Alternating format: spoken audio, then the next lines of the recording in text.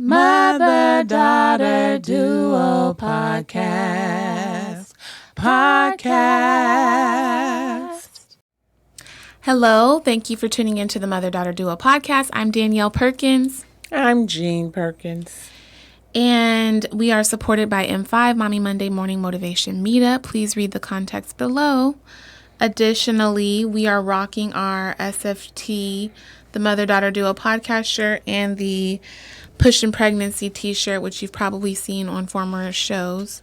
There will be information about how you may make your purchases for a shirt.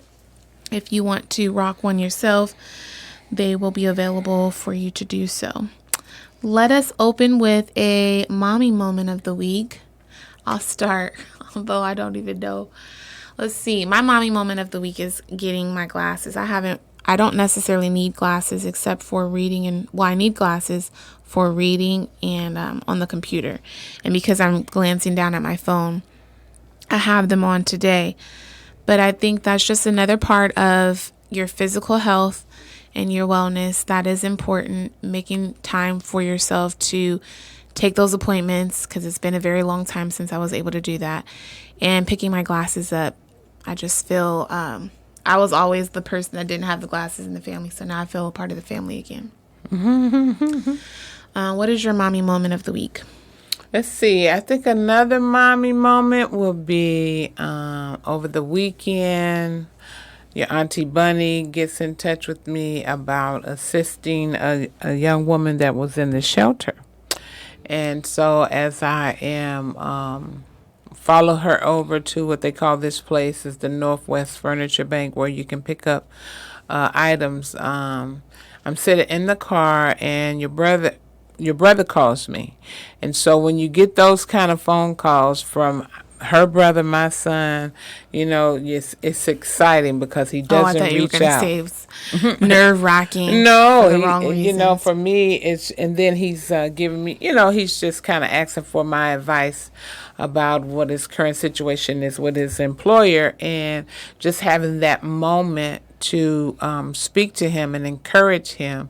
And then we laughed at the same time. And so his Auntie Bunny learned that he was on the phone, and she's like, come down and help me. And he did. He came, and as we got to the location to unload the furniture, he met us over there. And then she wanted to treat us out to eat, so we went out to eat. But when they brought the check, he took the check. And so I was just proud of him for doing that. Are you recycling your mommy moment? No, this is just a totally different one. So I'm proud of him for that, too. I think the bigger issue, which probably doesn't come across well, because some people will say, okay, that's kind of average and basic, but no, not to take away from son. That's what I was going to say. Not to take away from your mommy moment, but that's right. It's not average. My brother is very, very, very, very, very, very, very, very uptight, very to himself. Yeah. Very mean and stern sometimes. Yeah. Very jaded, very stubborn. He's not jaded. He's a little jaded. He's not jaded, because if I'm thinking, what is jaded? Well, when I say jaded, I would just say very rigid and stuck in your ways, jaded, or like you. That would be stubborn and rigid and stuck in your ways. Let me see what jaded means. Yeah, I don't think that would be jaded. I think jaded is. Go ahead. I think jaded is somebody that just have a negative attitude to anything. Oh, he's jaded. This is definitely him. Tired, bored, or lacking enthusiasm. He is. You got that part from you. No. You guys both are very social, but at the same time, he can be home for a week straight on his video game. He can't. You can too. We all have that. We are all like that. Since I became a mom, yes. Yes. And since COVID, you are yes. so much like me. But I don't find pleasure in just being home all day in the bed doing that. I don't. That's not pleasurable. Oh. He literally could just be too off. The world can be in disarray, and he will be on that video game, not even knowing what's happening. Okay. Typically after having had too much of something. I don't know what that means. Oh, okay. Meals. Well, that's starting the show. But anyhow, one thing I didn't say, which I will pick on and I pick back up.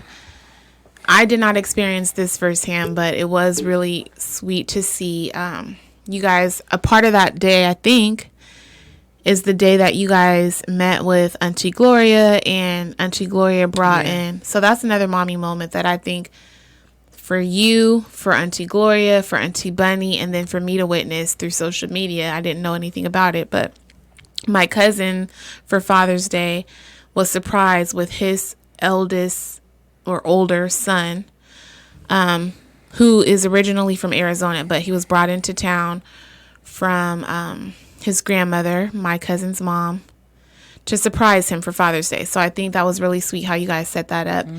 And I know how important family is to Chucky. So that was really sweet. Yeah, that was good to see because all of you came up together. So that was a moment, too, just to... and at that time, when we surprised him, I did go over to him and give him a hug and told him I was proud of him because he's not a single dad, but he's a very active dad, right? His daughter... he has his own place, and his daughter has her own room. And she comes over on the weekend, and he's a very on-hand dad, and he making it happen for himself, and that makes me proud. So if it makes me proud, I know it makes his parents proud. You mentioned this before, just to kind of like bring it back around again, just seeing how we grew up and then seeing where we are now is a complete 180, and I think that's what every parent wishes to see. Yeah. And I think that's why you relish in all of those kind of like small things, because it's like you said, it's stuck. All of the said you train up a child in the way that they should go, and then it will not depart from them. Come on, girl, with the scripture. I quoted the scriptures before in this podcast. Jesus, Shondo. So I think to see it come back full circle is very sweet, and I appreciate seeing all of Bruce, Mario, and Chucky, all of them together too. Yeah. Let's move to the Mother May I segment. Mother May I is where we take on questions from audience members, either via social media platforms, email, direct message, or what have you. This message comes from the Baby Center, which is an app where you can track your pregnancies. We are not sponsored by Baby Center, but I am an active member, as I am currently with child. This question comes from Leah B, posted as of May 30th of 2022. Says, I am pregnant by a man that I had been dating only a few months. This sounds so familiar. While dating, we had issues from time to time because he felt like he liked me more than him. Fast forward to me being pregnant now, he says, I was nothing more than a friend with benefits, and said he doesn't want to have a baby with someone that he is not married nor engaged to. Mind you, we never once used condoms. He also never pulled out and had the nerve to say, I thought you were on birth control, even though we never had this discussion. Now he basically says that he will pay child support, but he will not claim my child nor be involved in its life. Now this part, I'm trying not to prejudge, but this part was the kicker to me. I've already decided I'm going to notify his family at my second trimester. But this whole thing is unnecessarily stressful, especially because this man is 37 and supposedly has no kids. I would have never imagined he would pull this. I'm sorry, sis, but accountability. Hello. You need some. Yes. It's making it hard for me to enjoy something that I've wanted for so long. I think that speaks volume at that last part, that I wanted for so long. So you have to take accountability. You overlooked a whole lot of stuff, that you only knew him for a few months, that you weren't using birth control. You did not know him long enough to decide you want to have a child by this man. Mind you, mistakes do happen.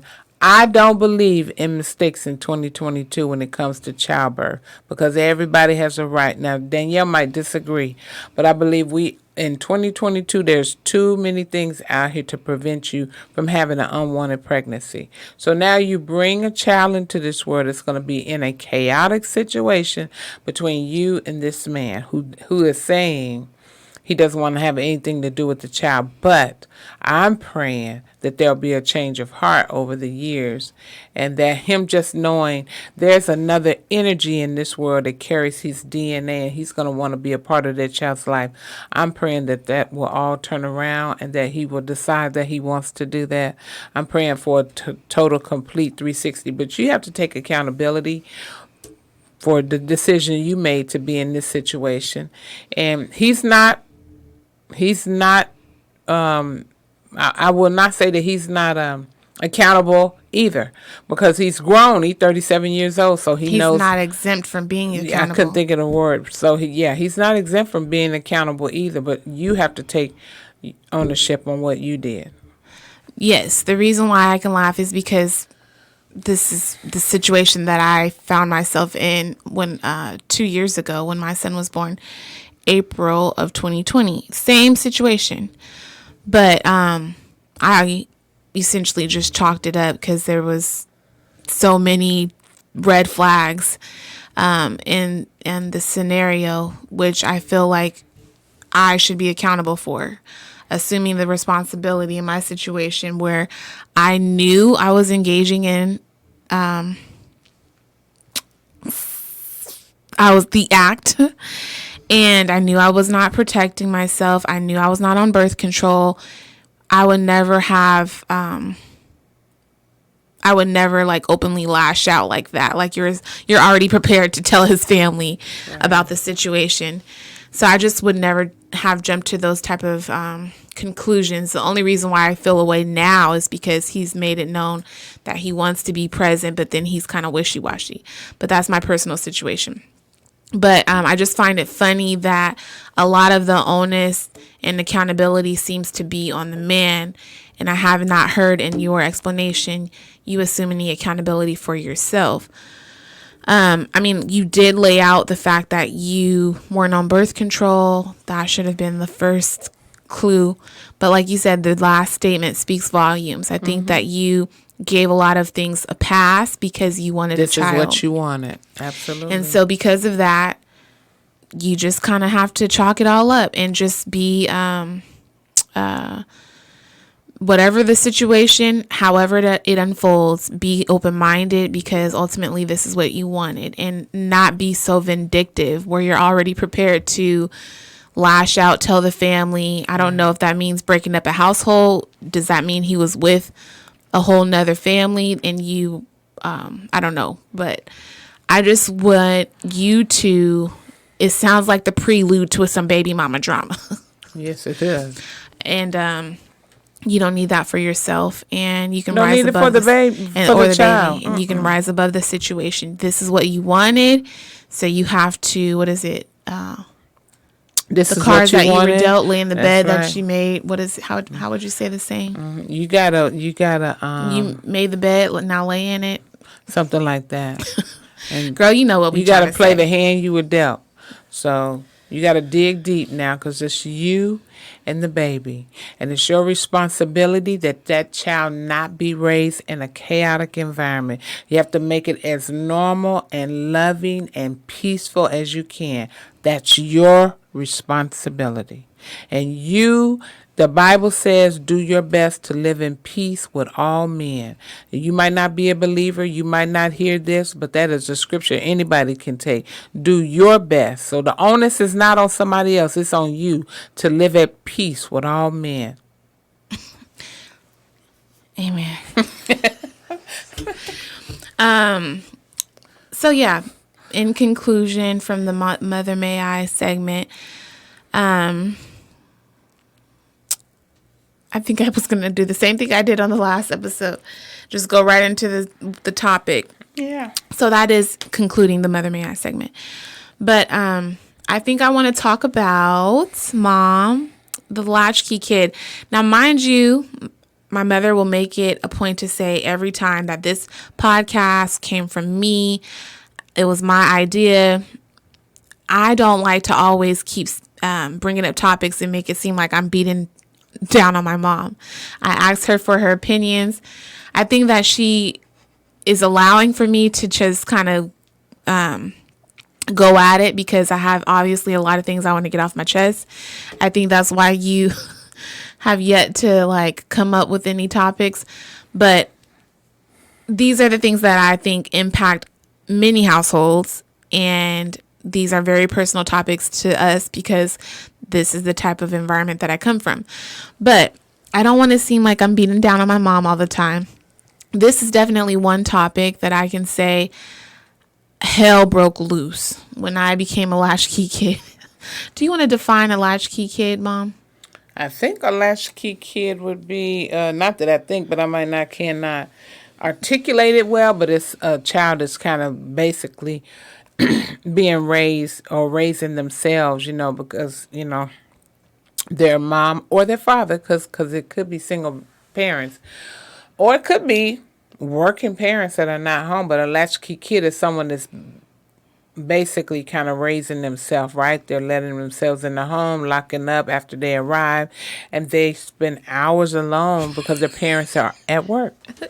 Hours.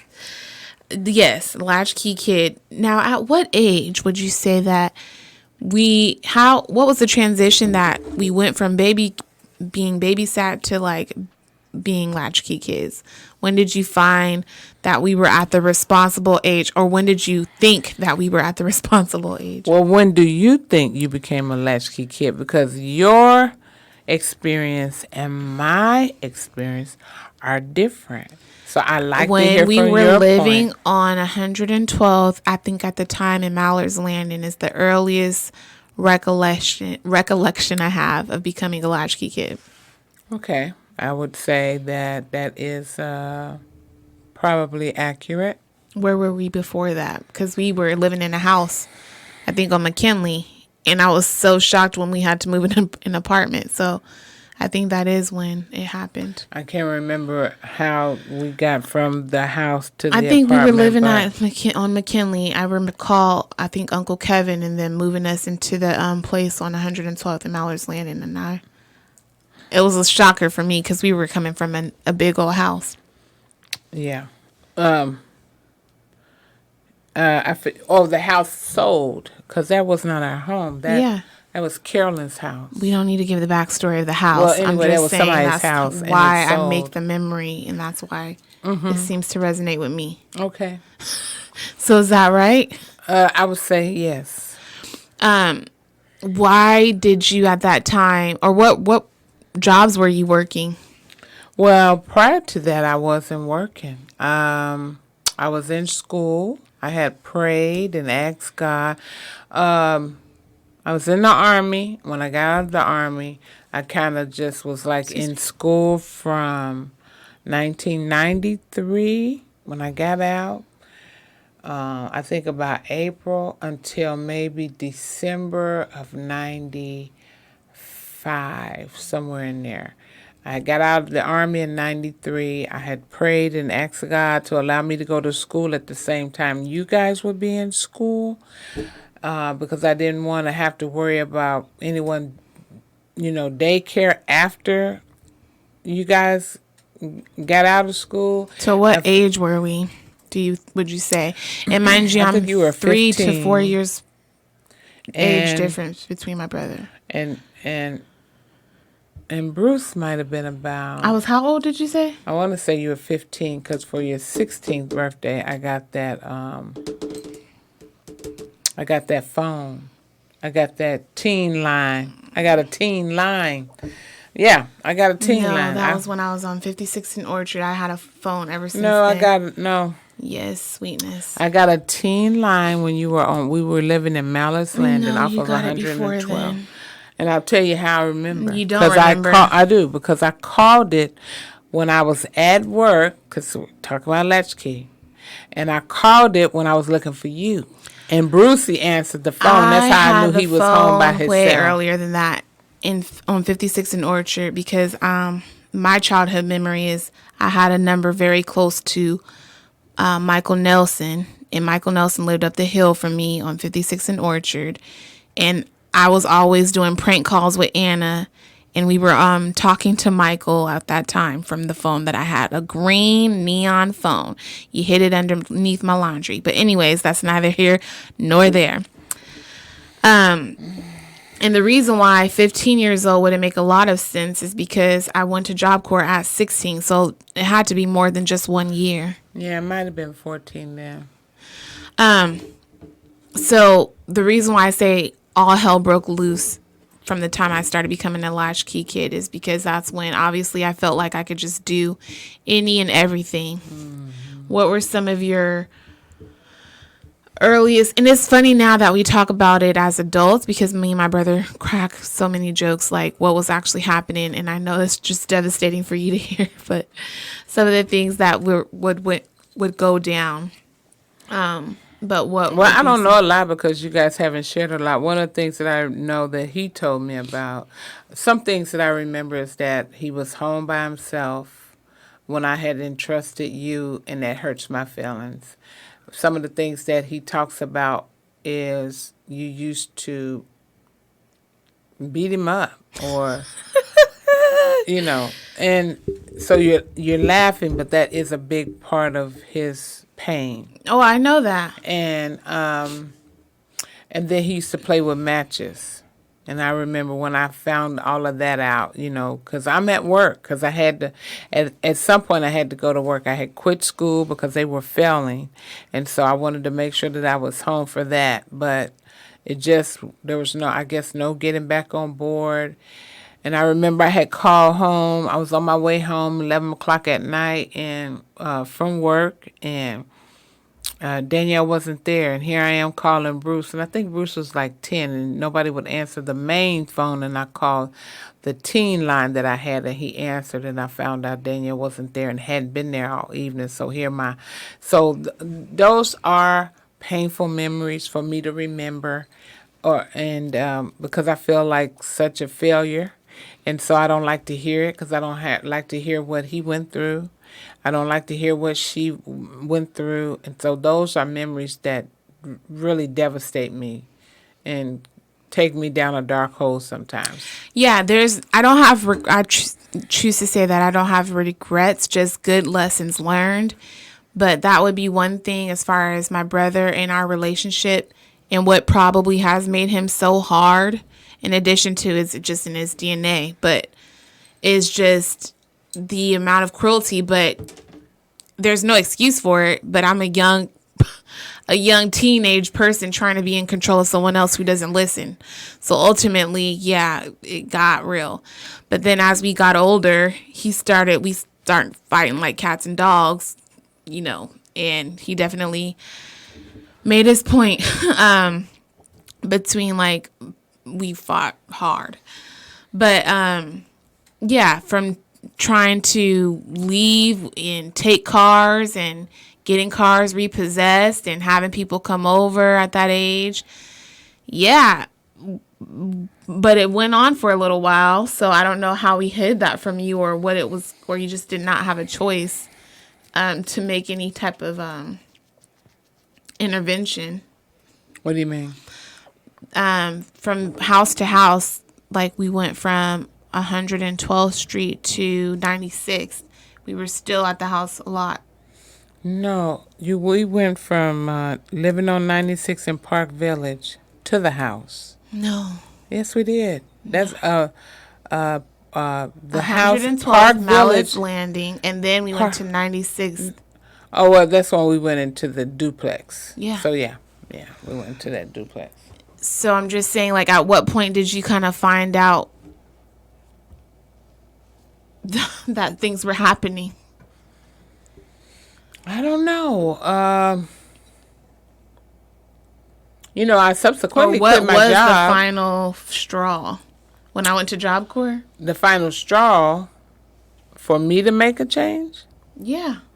Or when did you figure out what was happening, or whatever happened? When I came, when I called and you weren't home, about 10 o'clock at night, and you had set the phone up. You set the phone up to forward the call to BAM, and that's how I knew you weren't at home. Was able to get in touch with him. So I left work and came immediately home. You made it home about 11 o'clock on the bus.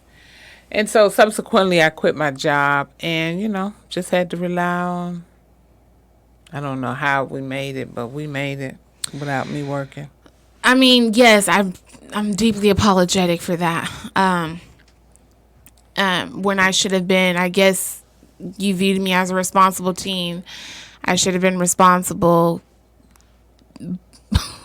But I do also feel like some kids are put in situations where they just don't want to have to it sucks, but you have to be grown at a young age, apparently. Right. So even though my spirit is wounded and it was, kind of mental stress, at the time you kind of did what you had to do.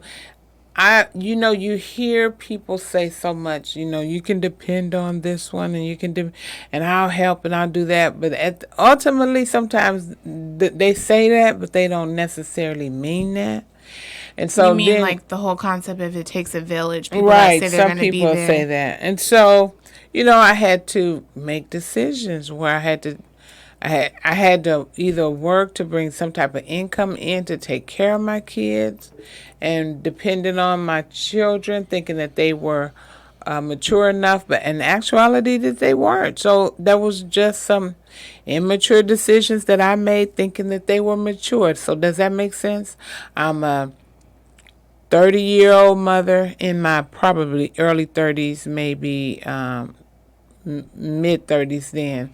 So here I am supposed to make a mature decision that's beneficial to them, thinking that they're mature. So that doesn't make sense, does it? But I mean, so I'm saying that to say nothing has really changed in 20, 30 years, because you still got young women out there that have to make that type of a decision to leave their children at home and so that they can go to work. There have been instances in the news where a young woman have left her kid in a car. She works in a restaurant, and she left her kid in a car in a baby seat because she got to work. And we get angry at her for making that decision when she didn't have no other choice. You got young mothers that are in a hotel because they done lost their housing.